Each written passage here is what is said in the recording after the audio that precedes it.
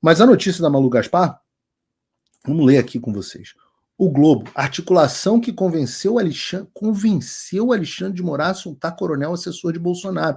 Essa notícia é absolutamente assim, de cair da bunda, tá? Absolutamente chocante. A manchete é: a articulação convenceu Alexandre de Moraes a soltar coronel assessor de Bolsonaro. E, acima de tudo, eu tenho que dizer para vocês por que a Malu Gaspar importa. Né? Pô, Paulo, você não acredita na imprensa, vai acreditar no que a Malu Gaspar está dizendo no Globo? A Malu Gaspar é muito próxima do Alexandre. Muitas das coisas que eu sabia que iam acontecer nos inquéritos e etc., era lendo as entrelinhas do que era vazado pelo Alexandre, pelo gabinete, ou por quem quer que seja, a Polícia Federal, etc., as pessoas ali que estão no entorno, nos inquéritos presididos e comandados pelo Alexandre. Então ela tem informação. Ela é usada, inclusive, por esses caras para mandar recados públicos. Então você vê aqui, ó, Marcelo Câmara foi preso em fevereiro durante a operação da PF que mirou suspeitos em envolvimento em trama golpista. Uma articulação de bastidores que durou semanas teve papel fundamental na decisão do ministro do STF, Alexandre de Moraes, de soltar o coronel Marcelo Câmara, assessor de Jair Bolsonaro, investigado no inquérito sobre os atos golpistas do 8 de janeiro. Atos golpistas, segundo a Malu Gaspar. Fontes envolvidas nas conversas contaram que o lobby teve participação do governador de São Paulo. Olha, reparem esse parágrafo. Fontes envolvidas nas conversas, então ela está falando de pessoas de dentro que estão vazando informação, e aí não é problema dela. Vazamento de informação não é problema do jornalista. Vazamento de informação é problema do poder público. Contaram que o lobby teve a participação do governador de São Paulo, Tarcísio de Freitas, do ex-presidente Michel Temer e do comandante do Exército, Tomás Paiva. O que diabos estão fazendo unidos Michel Temer, Tarcísio e Tomás Paiva, meu Deus do céu? O mesmo Tomás Paiva, que eu estou dizendo aqui em exclusividade, que na sexta-feira, digo até o horário, acho que por volta de 2 horas da tarde, estava se encontrando com a jornalista Miriam Leitão. O mesmo Tomás Paiva que recebe o Alexandre na casa dele. O que está acontecendo, gente? Quem são essas pessoas? Que trama é essa? Os três, em momentos diferentes e cada um à sua maneira, procuraram convencer Moraes de que manter a prisão preventiva de Câmara é um exagero e que o ministro precisava começar a, abre aspas, calibrar as suas decisões para diminuir os ataques a ele mesmo e ao Supremo por parte da extrema-direita. Que aí seria eu, seria o Congresso dos Estados Unidos, seria o Elon Musk, seria o Comitê de Direitos Humanos ou o Comitê de Relações Internacionais. Então a temperatura subiu para você, pô, por que em vez de apoiar a pressão para o ministro realmente fazer o que tem que fazer, encerrar os inquéritos, para que ele sofra as consequências jurídicas dos abusos de autoridade que ele cometeu, é a turma que senta no Roda Viva e fala assim: não, sou contra o impeachment do Alexandre de Moraes. Impeachment não é a solução. Essa é a turma. Nessas conversas, eles argumentavam que o longo período de prisão preventiva sem a condenação e sem denúncia formal dava argumento à narrativa bolsonarista de perseguição. Não é que era uma perseguição política, era que dava argumentos à narrativa. Ora, dá argumentos à narrativa porque essa é a realidade. Só por isso. Só pelo simples fato de ser a verdade. Opa, desculpe interromper o seu vídeo, mas desde 2022 eu continuo com as contas bloqueadas e o passaporte cancelado pelo Xandão. Se você aprecia o meu trabalho e tudo que eu faço pela liberdade de expressão, tem um lugar onde você pode se tornar meu apoiador com uma pequena quantia por mês.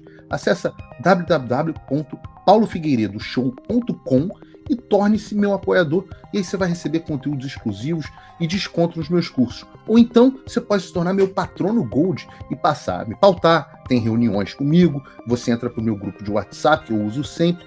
O link para tudo isso está aí na descrição. Aí entra o outro. A mesma pessoa que tem interlocutores com... diz que tem interlocutores com Tarcísio. Aqui eu já não tenho certeza.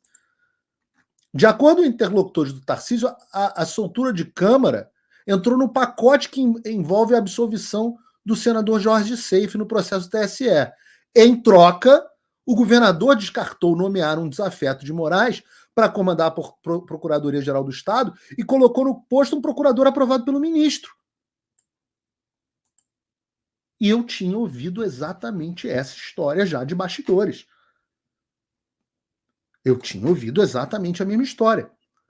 Então aqui cometem crime o ministro Alexandre de Moraes e crime o ministro o governador Tarcísio. Ora, por quê? O primeiro faz os seus julgamentos não com base no Código de Processo Penal e no Código Penal, com base em quem é nomeado no gabinete, num cargo no governo de São Paulo. E na própria conveniência pessoal de imagem pública. Ora, isso é flagrantemente criminoso.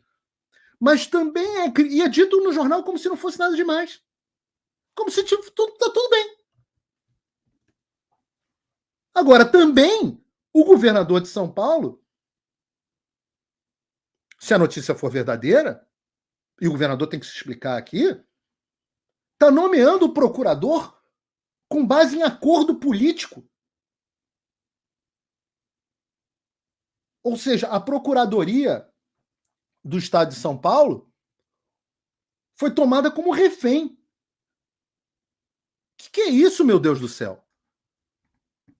Não é possível que isso seja dito com o ar de normalidade. Tá tudo certo, um ar de normalidade. Não tem aqui. E eu já falei aqui, por mais que eu tenha críticas a essa forma como o governador Tarcísio age, eu tenho enormes elogios a ele, a gestão dele, etc, etc.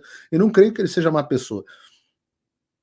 Mas não dá para normalizar o não normalizado. Ora, até outro dia, até eu esqueci o nome daquele cara, o comunista lá, o comunista da Globo News, todos são comunistas na Globo News, mas o Otávio Guedes estava dizendo no caso do TSE, onde o Alexandre reteve até agora, não foi absolvido, o senador Jorge Seife, justamente para manter a espada de Damocles na cabeça do cara, né? Segura por um fio de cabelo. O Otávio Guedes disse, não, assim fica aparecendo até que o TSE é um órgão político, um tribunal político. Ah, é mesmo? É? Jura, Otávio Guedes? A Malu Gaspar nem se choca. Para ela, tá tudo certo aqui. Ela diz aqui, o lobby pró-Câmara entrou em ação a partir do momento em que Moraes aceitou marcar uma audiência com o advogado do coronel. Em meados de abril, o gabinete do magistrado marcou um horário para a semana passada. Ou seja, 30 dias depois, no Salão Branco do Supremo. Naquele momento, não tinha acontecido ainda a polêmica pública de Moraes com o dono do X no Twitter em razões de suas decisões, babá. Também não tinha acontecido a viagem dos ministros do Supremo para participar de um evento com a empresa privada em Londres, que teve má repercussão. Nesse meio tempo, houve também o lobby de senadores pela absolvição de Seife. E, claro, houve Congresso dos Estados Unidos, uma pressão que está em curso, um aumento da pressão internacional. Eu vou cometer aqui a inconfidência. Hoje a gente tem reunião na Comissão Interamericana de Direitos Humanos. Posso falar aqui para vocês. A Comissão Interamericana de Direitos Humanos, sabe aquela órgão da OEA que ficou anos sem ouvir a gente? No mesmo dia que a gente fez a audiência nos Estados Unidos dentro do Congresso, a audiência terminou às 1h, às 2h, a Comissão Interamericana me mandou um e-mail pedindo uma reunião. E quem sabe, nós hoje estaremos lá, vários deputados e senadores, quem sabe nós não consigamos, e Michael Schellenberger vai estar lá também, quem sabe nós não consigamos uma posição, uma mudança de posição da comissão. Mas esse faz parte do aumento da pressão.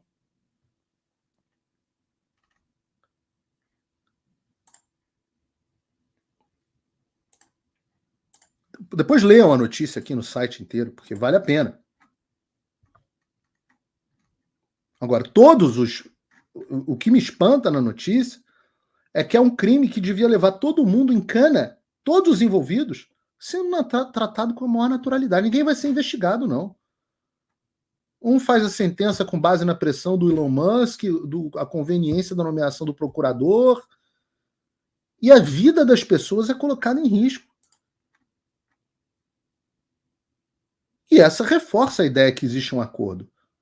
Agora, esse acordo contempla os presos políticos, os velhinhos presos no 8 de janeiro? Esse acordo contempla o Felipe Martins? Esse acordo contempla todos aqueles que tiveram suas vidas arruinadas? Esse acordo contempla a restituição da liberdade de expressão no Brasil? Esse acordo contempla que menos de 60% dos brasileiros parem de ter medo de expressar as suas opiniões? Esse acordo contempla que o candidato mais relevante para a maioria dos brasileiros volte a ser elegível? Ou não? Que acordo é esse? Esse acordo contempla justiça àqueles que abusaram das suas autoridades, ou da sua autoridade? Quem endossou esse acordo? É o mesmo grupo que financia Estadão. É o mesmo grupo que se encontra em jantares de gente bonita. Agora, você que está assistindo o Paulo Figueiredo Show, as mais de 17 mil pessoas estão assistindo o Paulo Figueiredo Show agora. Você que está em casa, responda aqui no chat para mim, por favor. Você endossou esse acordo?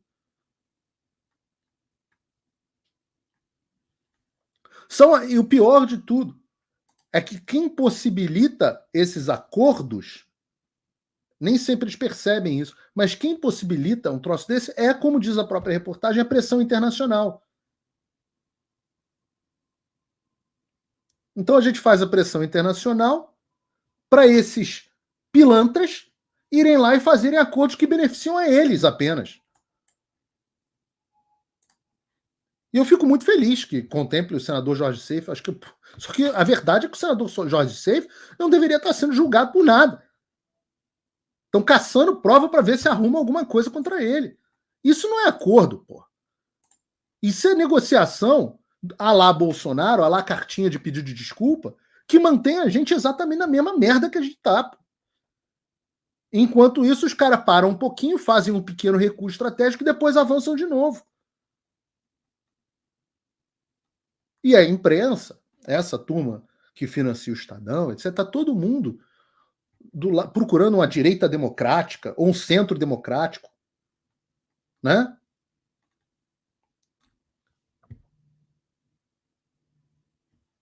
Diz aí um certo governador que o Xandão a gente não vence, mas se une a ele. Se une deve ser deixar ele nomear o procurador do Estado, né? O Xandão nomeando o procurador do Estado de São Paulo. Eu não vou achar isso normal. Não vou conseguir achar isso normal. E a mídia, essa que deu uma mudada de tom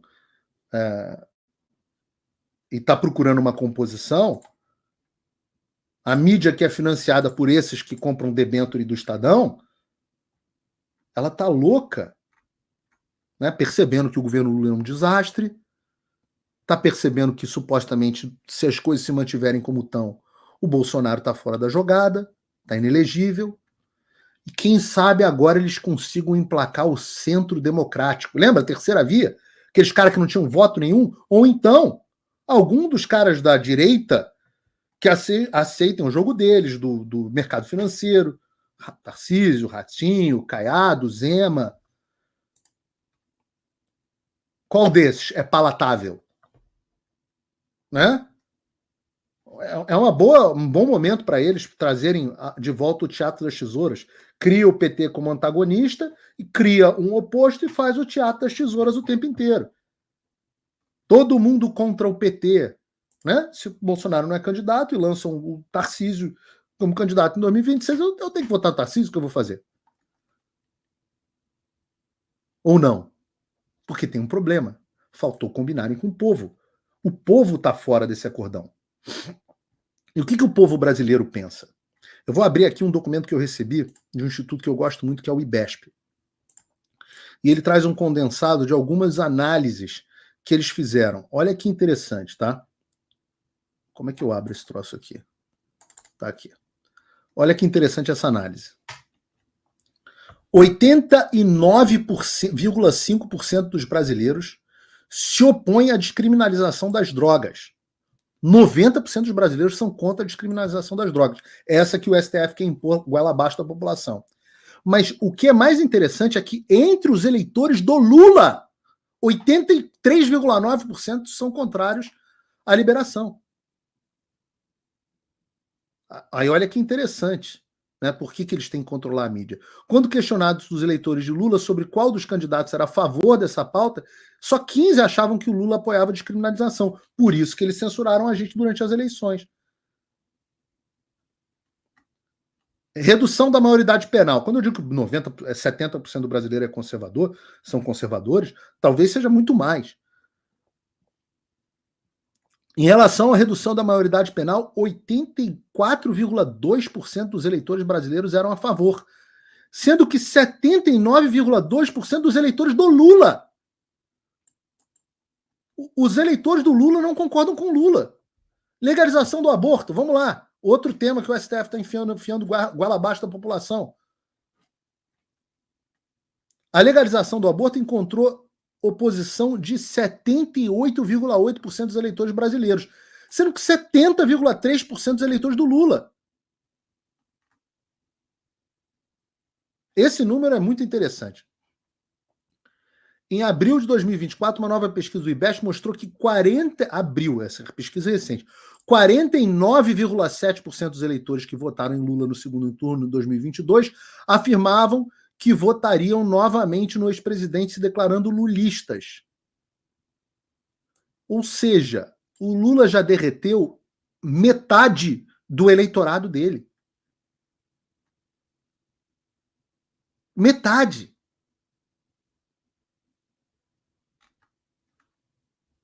Você pode, entra no site, tem um app do IBEST para vocês receberem isso.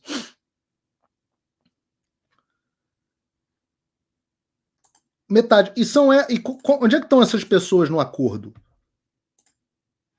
O acordo acontece enquanto a gente não pode sequer criticar esses caras que fazem o oposto do que pensa o brasileiro e são endossados apenas pelos veículos de mídia pagos pelos bilionários. Pô, que acordo é esse? É o famoso acordo caracu, onde eles entram com a cara e a gente entra com o resto.